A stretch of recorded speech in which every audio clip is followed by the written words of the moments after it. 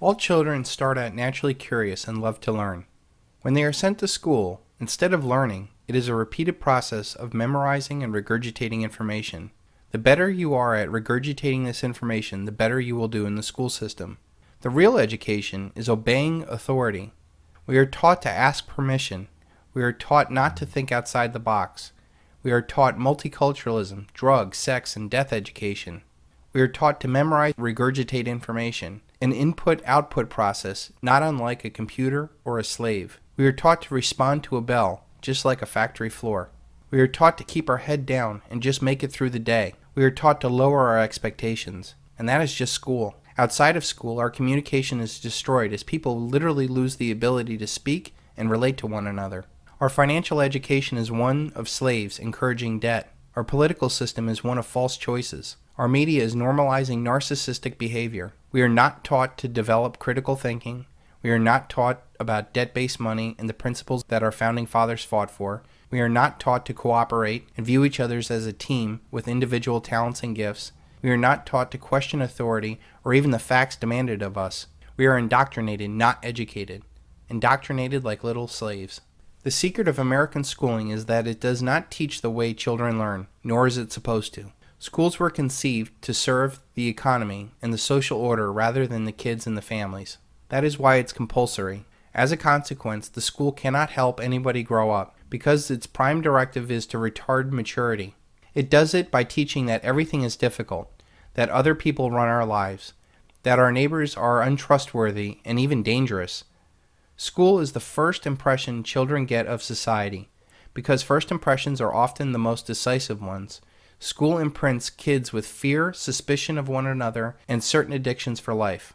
It ambushes natural intuition, faith, and love of adventure, wiping these out in favor of gospel of rational procedure and rational management. Between 1906 and 1920, a handful of world-famous industrialists and financiers together in their own private foundations handpicked university administrators, House politicians, and spent more attention and more money towards forced schooling than the national government did. Andrew Carnegie and John D. Rockefeller spent more money than the government did between 1900 and 1920 on education. The system of modern schooling was constructed outside of the public eye and outside the public's representatives. In our dreams, people yield themselves with perfect docility to our molding hands.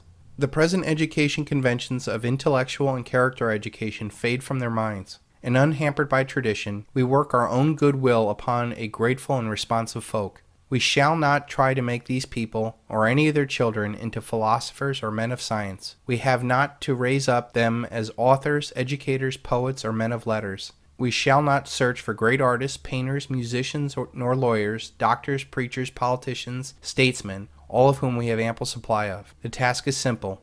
We will organize the children and teach them in a perfect way the things their fathers and mothers are doing in an imperfect way. John D. Rockefeller. The aim of public education is not to fill the young of the species with knowledge and awaken their intelligence. Nothing could be further from the truth. The aim is simply to reduce as many individuals as possible to the same safe level, to breed and train standardized citizenry, to put down dissidence and originality. That is the aim of the United States. H. L. Mencken.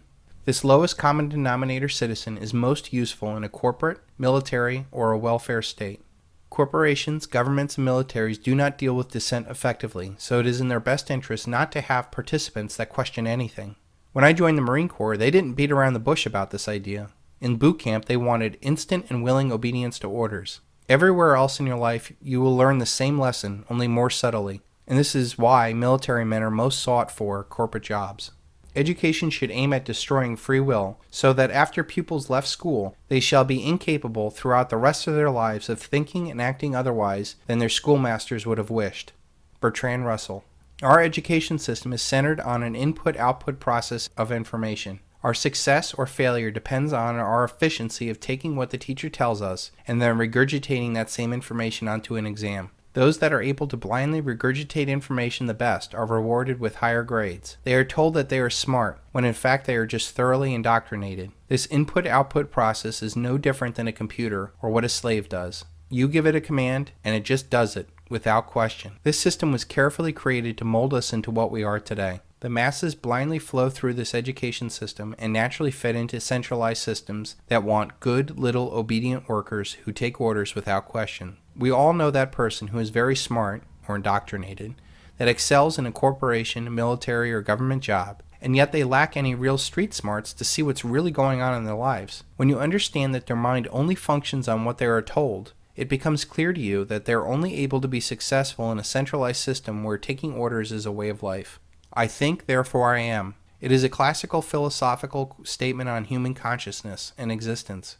But what about the people who do not really think? Do they really exist? This input-output mindset is reinforced outside of school and the career world. Our society is all about what is popular. From early on in our lives, we are pressured into doing what's popular, not what's best for you. This is a way a collective gets individuals to sacrifice what is unique and special about themselves, to become the lowest common denominator in a group that really doesn't care about you at all. The most brilliant propagandist technique will yield no success unless one fundamental principle is born in the mind constantly. You must confine itself to a few points and repeat it to them over and over again. Joseph Goebbels.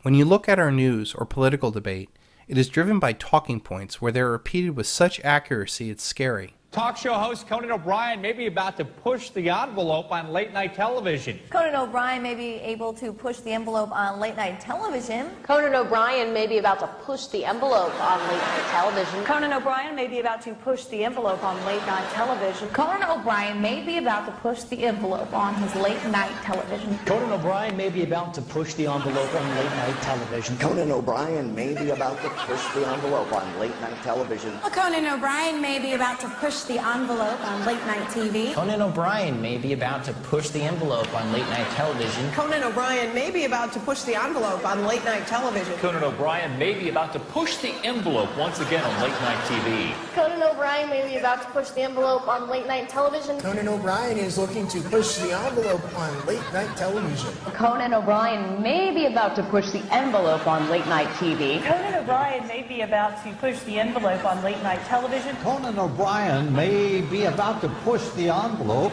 on late-night television. Conan O'Brien may be about to push the envelope on late-night television. Conan O'Brien may be preparing to push the late-night envelope. Intellectual debate in this society somehow passes for those who can scream their talking points the loudest over the other. This is done purposely to get a confrontational, emotional reaction from the indoctrinated, and to dissuade the logical and independent thinker from even entering the debate. Through this process, the collective is intellectually safe from any challenge to its power.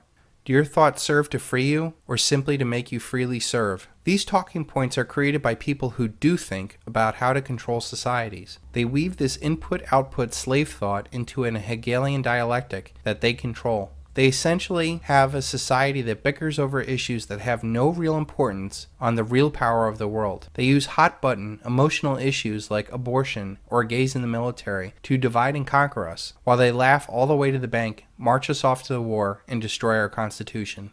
What about those of us who did not do well in this indoctrination environment? I was one of those kids that did not do very well in school. I knew from a very early age that what was being pumped into my head was not what was going to make me a better person. I knew that the most successful people that I knew did not have jobs or went along with the crowd. Yet our school teaches us to get jobs and do what we were told. I knew that our school system wanted me to learn about sex, drugs, death, multiculturalism, much more than issues that would have driven my success like economics, history, and psychology. They wanted me to drone on senseless and boring topics instead of inspiring me to a higher, better self through art, music, and philosophy. What they were really teaching me was to keep my head down and deal with their system. These days, those that are restless in this indoctrination environment run the risk of being drugged.